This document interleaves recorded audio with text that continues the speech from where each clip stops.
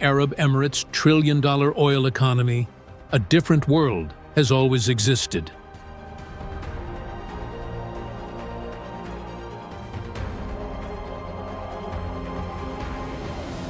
A green oasis where date palms shade canals cut by hand 5,000 years ago, and cool water still reaches the farms below.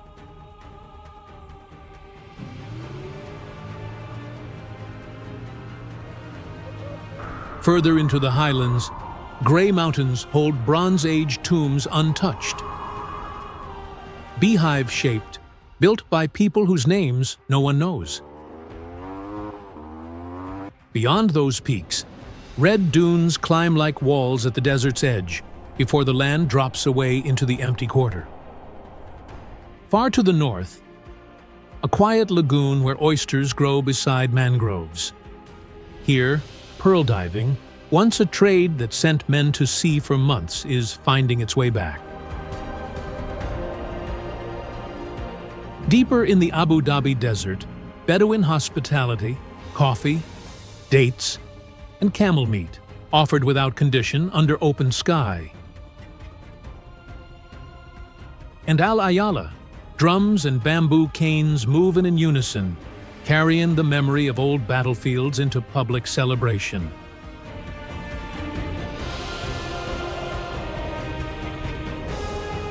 Oil and modern vision turned the UAE into a Gulf power.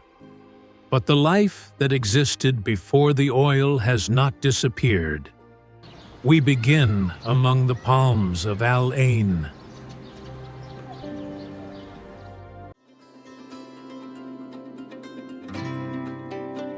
Dubai Creek at first light. The water is still, reflecting pink sky in both directions.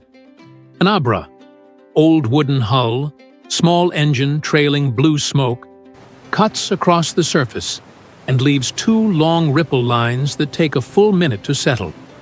East Bank, Al Fahidi Quarter, low roof lines, square wind towers, walls the color of dry sand, buildings that face the water before there was anything else. West Bank, gold souk and spice souk, corrugated metal roofing, stalls fitted together since the 19th century. The smell from the spice side carries across the water. Turmeric, dried lime, cardamom.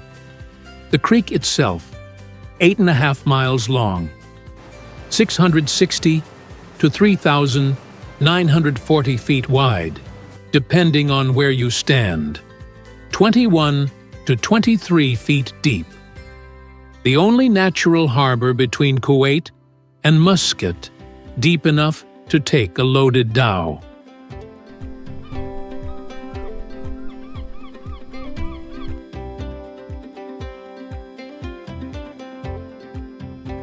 The Indian Ocean spice trade didn't just pass through Dubai, it stayed.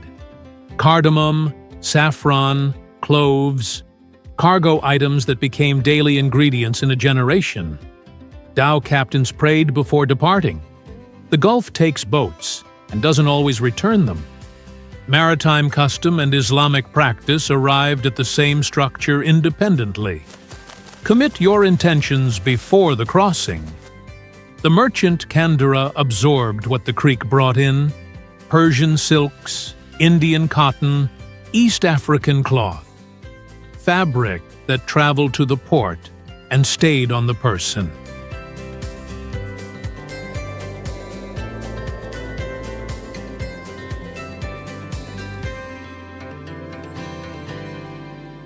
Dubai was not geographically exceptional.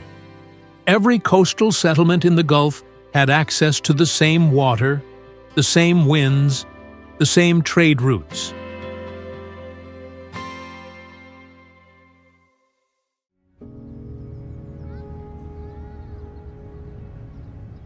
Abu Dhabi Corniche in the morning. 8 miles of waterfront, stone-paved promenade, straight rows of palms, blue water on one side, glass and steel on the other. Out on Saadiyat Island, the Louvre Abu Dhabi Dome, 590 feet across, a latticed metal roof with thousands of small openings. From inside, sunlight comes through in shifting patterns that move as the day moves. 7,850 rays of light, repositioning by the hour.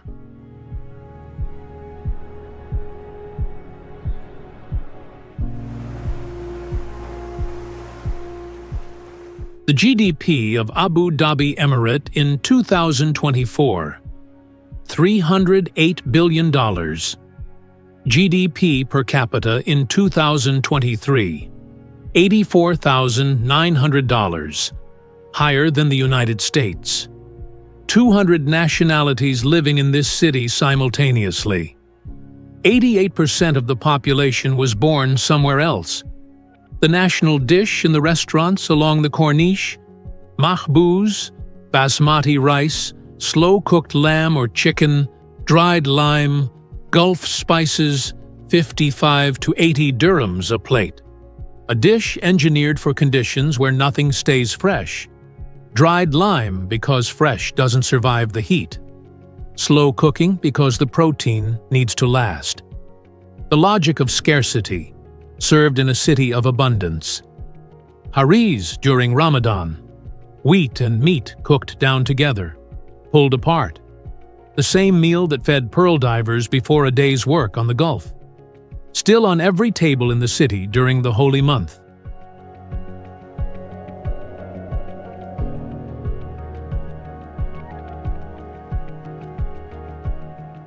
Friday, 281,941 people at one mosque. Thousands more at the hundreds of others across the city.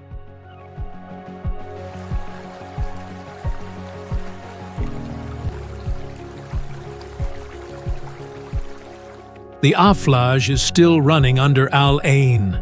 The Barjeel is still cooling houses in Al Fahidi. The mangroves are still sequestering carbon on the eastern coast. The falconer is still training a bird he'll release in January. All of it feeding into this, a capital city on a Gulf island, built in one generation, worth $308 billion a year, still organizing its week around Friday prayer.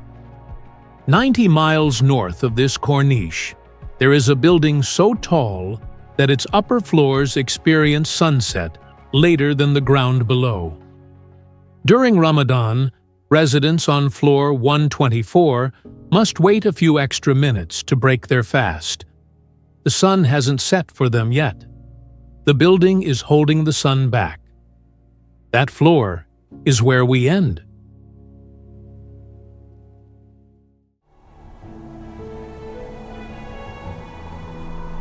From a distance, Burj Khalifa doesn't read as a building. It reads as a silver needle pressed into blue sky. 163 floors tapering in a slow spiral, the form drawn from the Hymenocalis desert flower and from the proportions of Islamic architecture.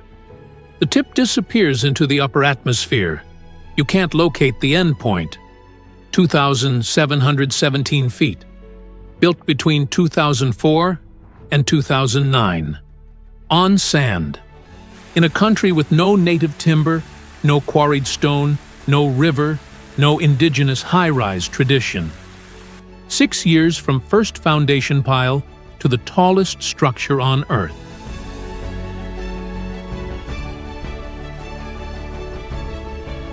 At the beginning of this journey, a question was planted and left open. Floor 124. Ramadan. The rules of sunset change. Here is what happens. Islamic law requires the fast to break at sunset. Sunset is not an abstract concept. It is the precise moment the sun drops below the horizon at your location. On floor 124 of this building, that horizon is further away than it is on the ground. The sun hasn't set yet. 2 to 3 minutes more. A fatwa was issued in 2007 by the Abu Dhabi Islamic Authority addressing this directly. Residents above a certain floor height must calculate their iftar time based on their elevation, not ground level.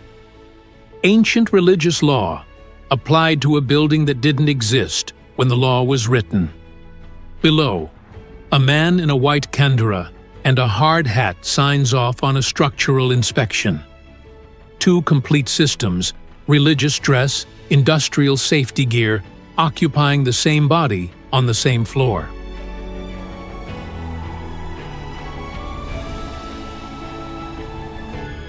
Standing at 2,717 feet above desert, looking west, Liwa, Murban, Aflaj channels 3,000 years old, still running.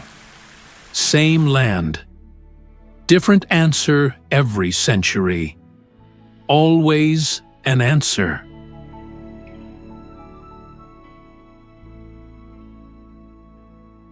On the Gulf at Al Quwain. The water is flat, no wind yet, no chop, surface like polished pewter, reflecting nothing but sky. A wooden dhow sits low in the water, maybe a foot of freeboard above the surface. 10 men. 20. Oars moving in the same rhythm through the early mist. Salt, wet wood, lamp oil, the smell of the pearling season.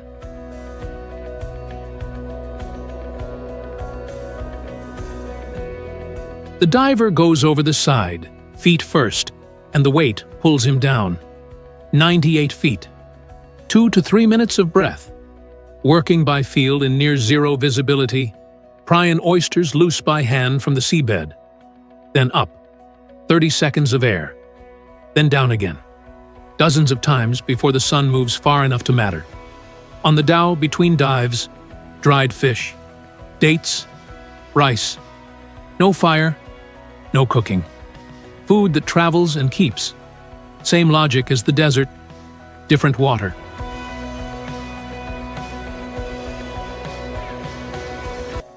The diver wore almost nothing. A light wrap. Salt water and heat destroy heavy cloth in weeks. The sea strips everything down to function. In the 1930s, Japanese cultured pearls entered the market. Same nacre, same luster, fraction of the price. Natural pearl values collapsed within a decade.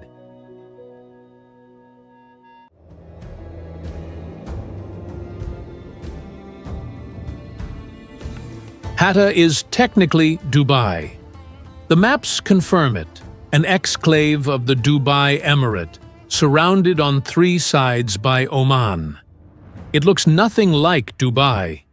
The traditional houses here are built from the mountain itself. Local stone stacked without mortar, walls thick enough to hold cool through midday, and warmth through cold nights. Flat roofs used for drying food. Every material came from within sight of the house. Nothing imported. Nothing that needed a road. The beekeepers here don't follow a calendar. They follow the trees. When the summer tree flowers on the eastern slopes, the hives move east. When those blooms finish and the cedar flowers open higher up, the hives go up. The bees and the keepers read the same signals: pollen load, wind direction, the color of new growth on rocky terrain. Samar honey sells for $107 a pound. Pale yellow, mild, with a flavor that doesn't exist anywhere else in the country, because the samar tree doesn't grow on the coastal plains. You can't manufacture the geography. Honey is the Hatta gift for every occasion. A visit, Eid, a birth. Given it means, I am giving you the most valuable thing this land produces.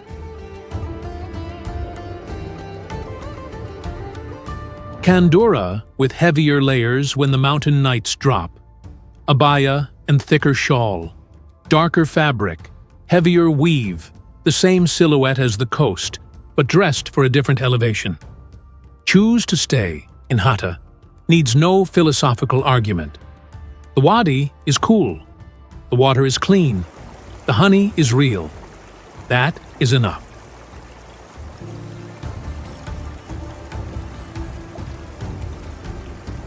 Every stop so far, a different answer to the same desert.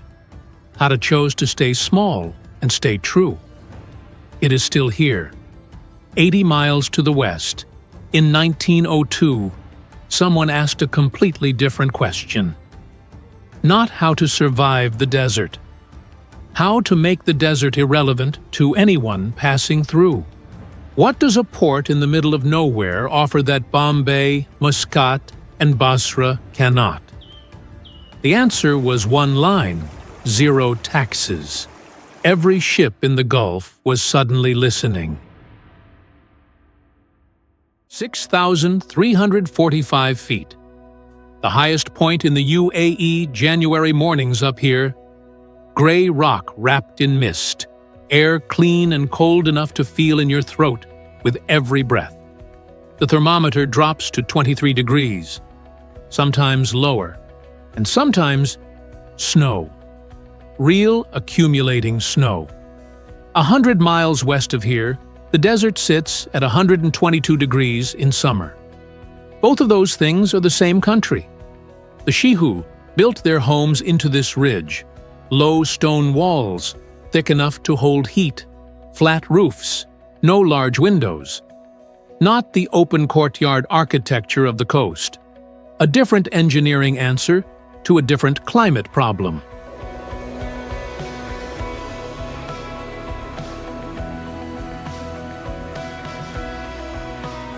Before the cold months, families stockpile food and firewood.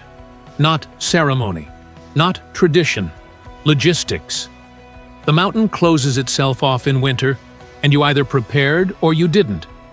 What the mountain does produce: Sidr honey, $71.50 a pound. The cedar tree flowers only at this elevation. The honey exists because the isolation exists.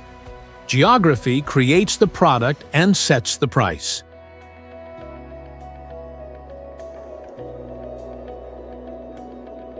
Same country, completely different body problem to solve. The Shihu chose altitude, the most isolated point this land offers. And less than 100 miles away, another community made the opposite choice. They went down, 98 feet under the surface of the Gulf, breath held, visibility near zero, feeling the seabed by hand for oysters. 2 to 3 minutes per dive. Dozens of dives per day.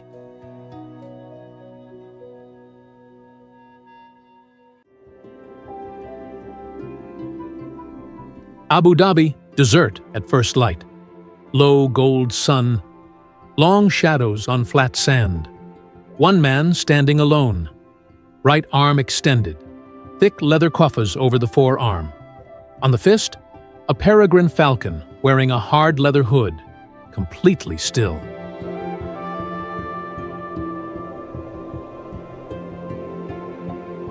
More than 4,000 years of this practice, documented across Central Asia and the Arabian Peninsula. UNESCO inscribed falconry in 2016 as living intangible heritage. The reason it lasted? In the pre-oil desert, the houbara bustard was the primary winter protein source. The houbara moves fast across open ground. Almost nothing catches it except a trained falcon in a stoop. No falcon meant no meat through the lean months. Training takes months. The falconer and the bird sleep in the same room, eat on the same schedule. The bird's brain maps this human as safe, as the source of food, as the signal to fly. After the hunting season, October 20th to January 20th, the bird is released back to the wild. Next year, catch a new bird, train again from zero. The relationship resets annually. The knowledge in the falconer's hands does not.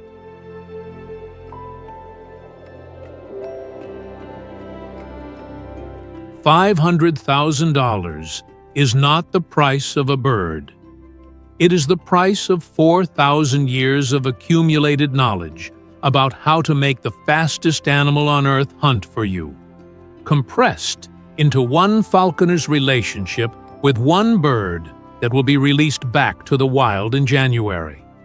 The same arc is running one more time. 25,000 camels. Judges scoring lip curve, neck shape, coat condition. Prize money in the tens of millions. And when the organizers suspect some owners of cheating, they bring in X-ray machines to check the camels for Botox.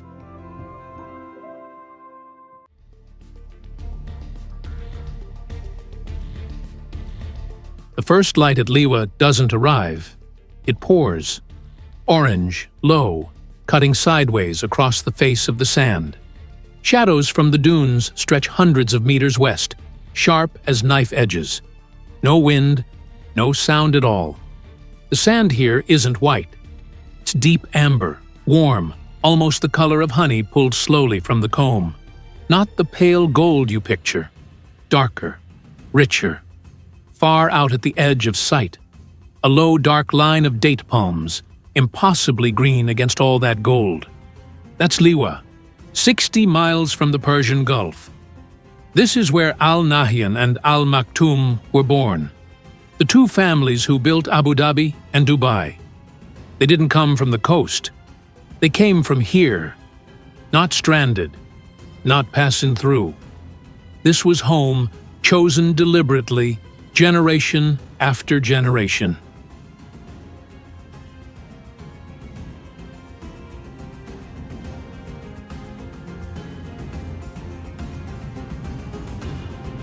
Before sunrise, the Bedouin were already moving.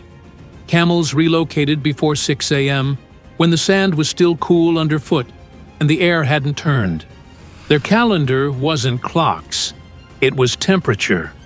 Breakfast was tharid, bread torn apart and dropped into slow-cooked meat broth, sometimes with vegetables, eaten communally before the heat arrived. No refrigeration needed. Dense calories for a long day on the move. The desert doesn't allow complicated food. The survival system here was precise and non-negotiable. Date palms for sugar, water, and shade.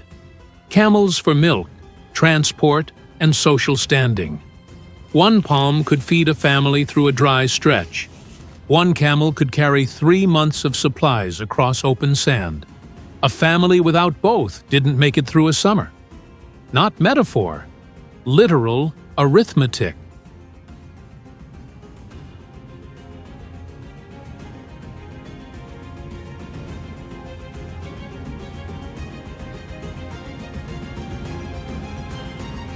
Nothing here.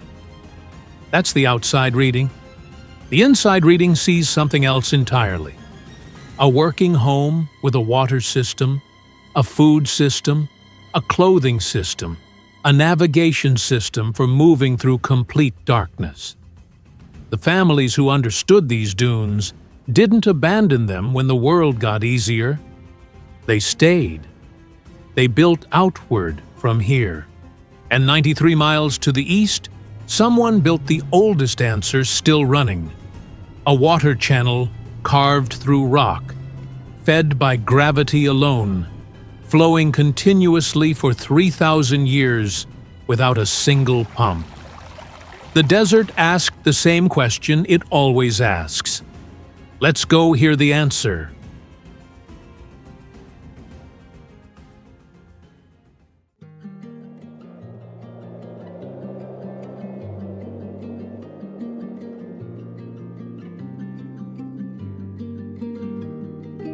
From floor 124, looking west, Liwa, amber dunes in first light. An Aflaj channel, water moving through dark earth without a single pump. An Abra cutting 2 lines across Dubai Creek at dawn. 35 tons of carpet, hand-knotted, laid flat under 82 domes. A tower at 2,717 feet, silver in afternoon sun. 1 heartbeat each.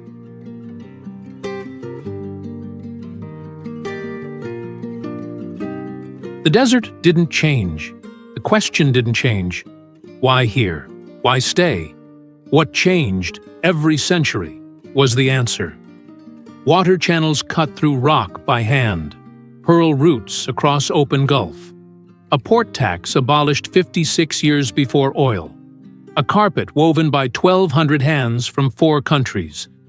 A tower built through sand in 6 years. Each answer was built on the sand of the last one. None of them were the final answer. Come back to the sand. Not the tower. Not the city. The empty quarter. 984 feet of dune. 122 degrees. The same sand that was here before any of this began. The question is still there. So are the people. The answer is always under construction.